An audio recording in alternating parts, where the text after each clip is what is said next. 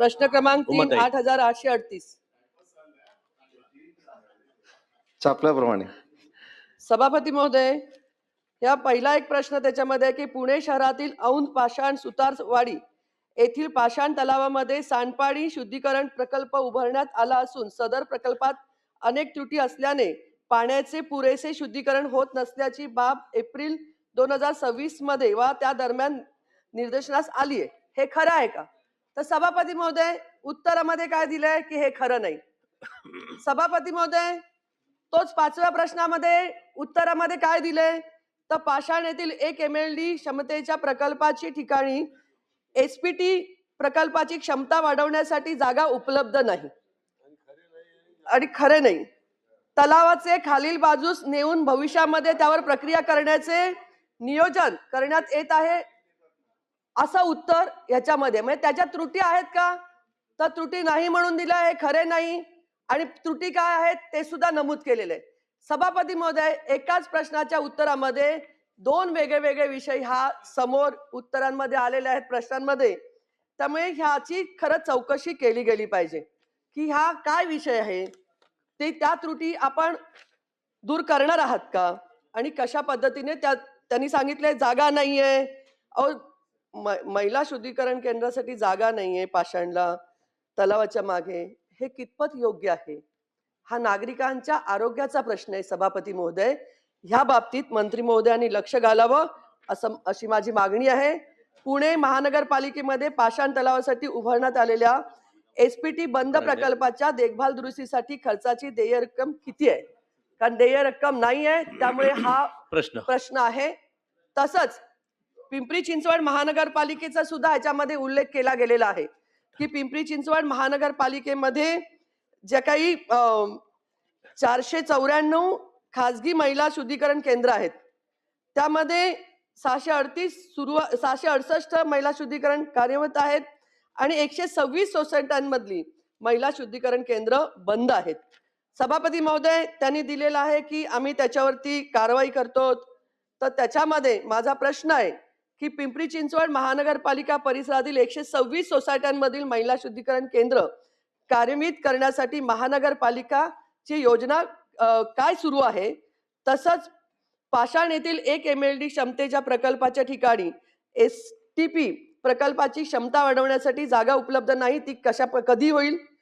आणि त्याचप्रमाणे महानगरपालिकेच्या हद्दीतील प्रकल्पाचे क्षमतेची जास्त येणारे महिला पाणी बंदिस्त मलवाहिनीद्वारे तलावाच्या खालील बाजूस नेऊन भविष्यामध्ये त्यावर प्रक्रिया करण्याचे नियोजन आपल्या कुठे आहे? हा माझा स्पेसिफिकली प्रश्न आहे. तसंच 1-2 मिनिटं सभापती महोदय, पिंपरी चिंचवड महानगरपालिकेचा चिंचवड येथील महिला शुद्धीकरण केंद्र आहे.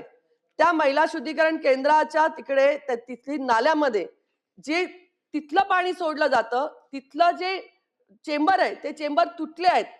आमचे आधीचे आयुक्त होते शेखर सिंग, त्यांना मी नेऊन स्वतः दाखवलं. त्या आजूबाजूला सगळ्या सोसायट्या आहेत, त्याच्यावरती अजूनही कारवाई केली गेली नाही. अशा महिला शुद्धीकरणावरती कारवाई करावी जे नाल्यामध्ये सोडलेला आहे. हा एक माझा विषय आपल्या समोर आहे.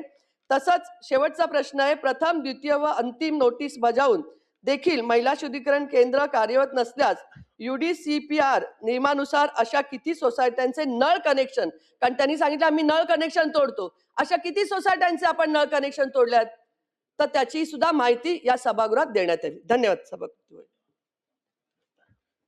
सभापती महोदय, सन्मान्य सदस्य उमाताईंनी सांडपाण्याच्या शुद्धीकरणाच्या संदर्भामधला प्रश्न या ठिकाणी उपस्थित केलाय आणि सांडपाण्याच्या शुद्धीकरणाच्या संदर्भात प्रायमो इन्फ्रास्ट्रक्चर डेव्हलपमेंट कन्सल्टंट प्रायव्हेट लिमिटेडला 23/9/2022 रोजी सल्लागार म्हणून नियुक्ती दिलेली होती. मेसर्स परशुराम कन्स्ट्रक्शनला टेंडर कॉस्ट 4,31,00,000 याच्या अमाऊंटला हे टेंडर दिलेलं होतं. 6 वेळा 6 निविदा प्राप्त झाल्या होत्या. पहिल्यांदा त्या निविदा अप्राप्त झाल्या आणि त्याच्यानंतर अपात्र झाल्या आणि त्याच्यानंतर फेरनिविदा काढल्यानंतर हे टेंडर आपण परशुराम कन्स्ट्रक्शन कंपनीला दिलेलं होतं. सन्मान्य सदस्यांनी सांगितलेली गोष्ट खरी आहे की काही कालावधीसाठी मेंटेनन्ससाठी हा प्लांट बंद होता, परंतु आता STV प्लांट हा सुरू आहे. त्याच्यामुळं मला असं वाटतं की याची चौकशी करण्याची काही आवश्यकता नाही. पण याच्यामध्ये जर कामाची मुदत जी 6 महिने होते, ट्रायल रन 2 महिने होते, देखभाल दुरुस्ती 3 वर्ष होती, त्याच्यानंतर डिफेक्ट लायबिलिटी पिरियड 2 वर्ष होता. याच्यामध्ये काही पाठीपुढे झालंय का याची नक्की चौकशी केली जाईल. परंतु सध्या एसटीपी प्लांट हा सुरू आहे. सन्मान्य सदस्यांनी दुसरा जो मुद्दा या ठिकाणी मांडला तो म्हणजे पीसीएमसीचा आणि त्याच्यामध्ये 126 पैकी 62 सोसायटीच्या तिथल्या कार्यान्वित यंत्रणेला नोटीस बजावण्यात आलेली आहे आणि 24 सोसायटींचं नळ कनेक्शन हे तोडण्यात आलेलं आहे. आणि बाकीच्या बाबतीमध्ये देखील आजच महानगरपालिकेला सांगितलं जाईल की शेवटची नोटीस त्यांना द्या, 15 दिवसाची मुदत द्या आणि 15 दिवसामध्ये जर हे सगळं सुरू झालं नाही तर त्यांचे देखील नळ कनेक्शन कट करण्याचे निर्देश दिले जातील. प्रश्न क्रमांक 4, 8745. सभापती महोदय, प्रश्न क्रमांक 4